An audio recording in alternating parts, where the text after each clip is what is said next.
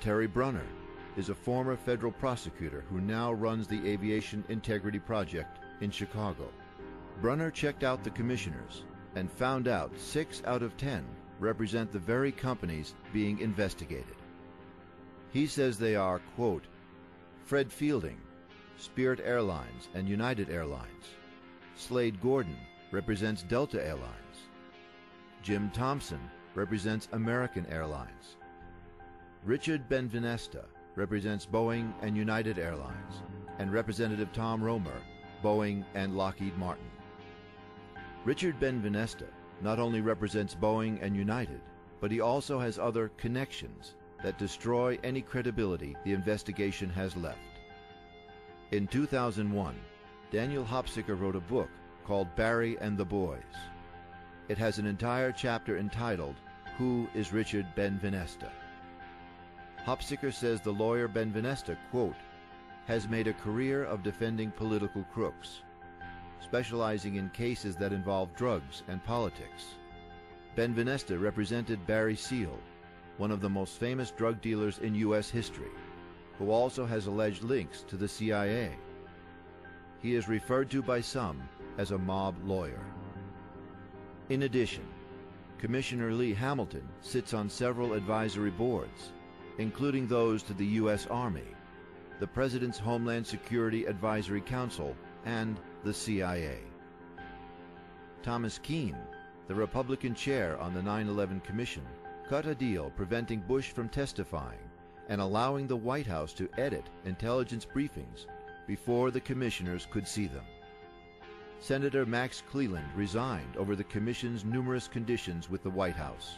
In his own words, quote, that decision compromised the mission of the 9/11 Commission, period. You know, we should have had people, you know, on a panel that had no ties with our government officials. It is wrong. It is corrupt.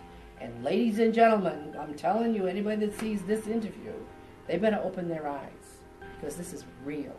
This is the most painful thing I've ever experienced in my life. The real criminals are the political liaisons who only act as if they are willing and ready to serve the public interest, but in actuality are wolves in sheep's clothing. The Bilderberg elite want nothing less than global war as outlined by Albert Pike and the Scottish Rite Freemasonic Order. I pray that George Bush does not find or create the opportunity to strike Iran before leaving office. He recently said in an interview, "I'm not over yet. Pray that nothing like 9/11 happens before the next election cycle." How I wish that we could unite behind an independent candidate. If we could all just trust that a third-party candidate could win, and if we worked hard enough that we could make it happen, what a beautiful change it would be for our world. Planes have been hijacked. They're heading for the two towers, alright?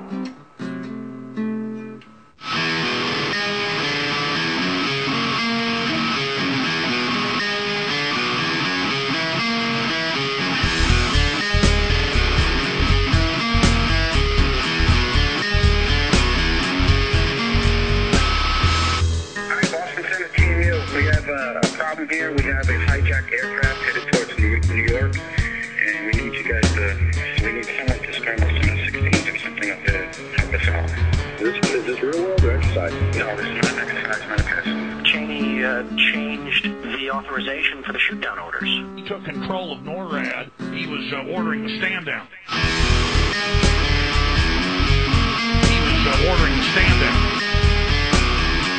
Coincidence?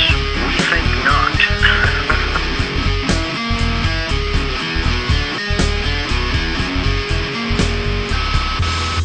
One feature of the attacks that suggests complicity by U.S. officials is the twofold fact that the U.S. military failed to stop the attacks on 9/11, and that then, since then, they have given us 3 different stories as to why they failed. These changing stories suggest that the military has been trying to cover up the fact that a stand-down order was given on 9/11, canceling the military's own standard operating procedures for dealing with hijacked airplanes. It is certainly clear that some agency, either the military or the FAA, failed to follow standard procedures on 9/11. If you've read the story in Popular Mechanics, you know one of their big lies is, oh, gee, there's only been one such interception in the last several years. No, it's a routine procedure, about 100 times a year. On 9/11, however, it did not happen. Why not? The military's first story was that no planes were sent up until after the Pentagon was hit. The military leaders were admitting, therefore, that they had left their fighters on the ground for almost 90 minutes after the FAA had first noticed signs of a possible hijacking.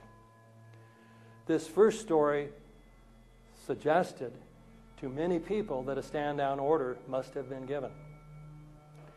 By the end of the week, the military had put out a second story saying that it had sent up fighters, but that because the FAA had been very late in notifying it about the hijackings, the fighters arrived too late in each case.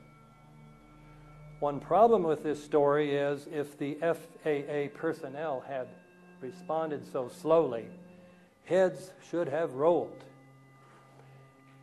but none did.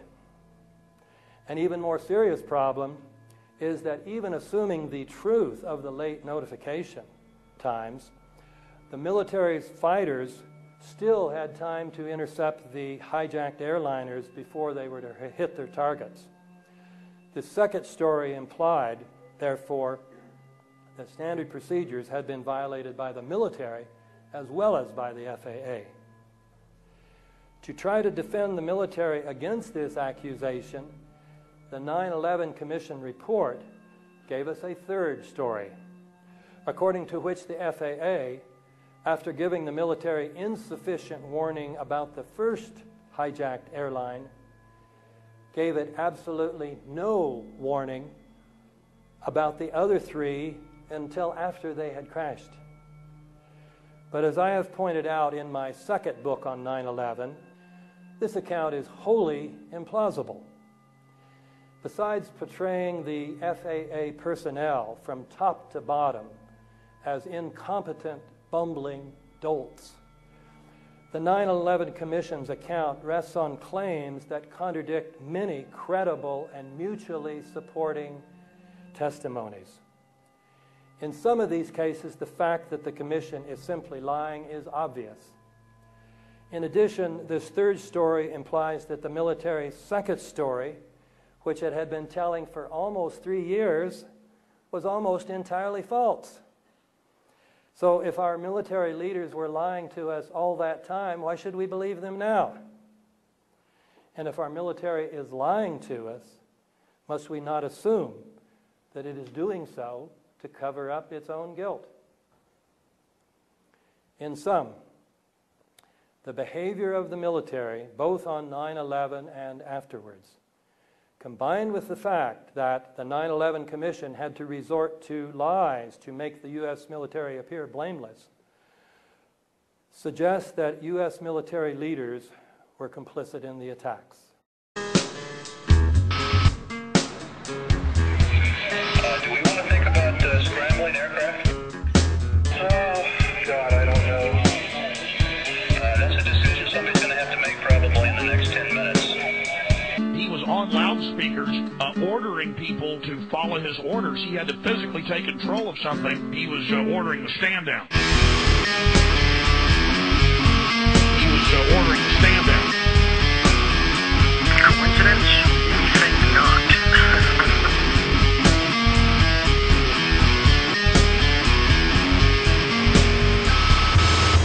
Did you hear the transmission where the airplane that said he had a bomb on board?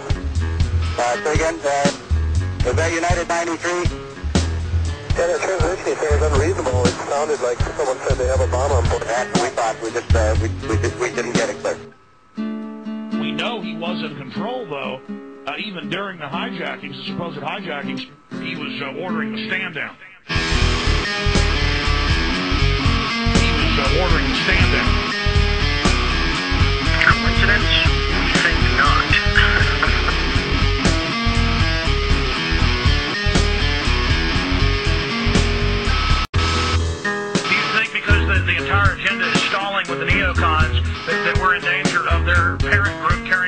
checked. I don't know. I hope they don't. I hope that that one new Pearl Harbor is enough.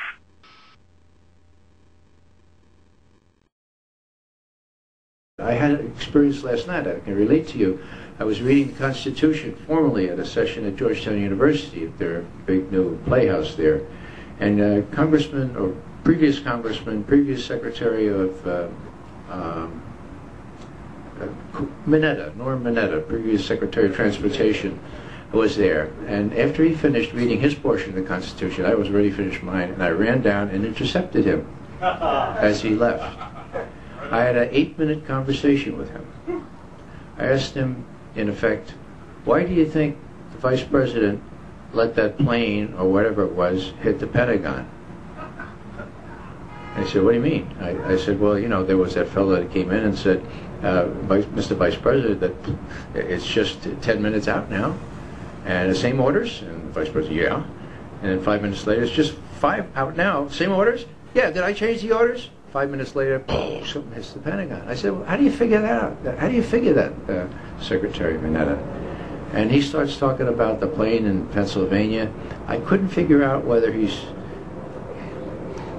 completely out of it or whether he just doesn't want to answer the questions. But there was a one-on-one opportunity to pursue a decent answer to a question. Mineta was there. He heard the Vice President do this. He identified this young man as a civilian, scared civilian, and he corroborated what he testified to publicly, and which did not find its way into the 9/11 Commission report, namely that Cheney said these things during that time. So there's unanswered questions right away, and there was a person who could have at least given me a cogent answer as to what he thought, and he failed to do so.